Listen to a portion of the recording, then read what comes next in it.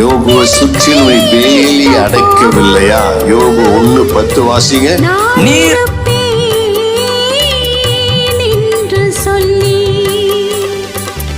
கரம் பிடித்தீரே, வழி காட்டினீரே, கண்மணி போல காத்து வந்தீரே.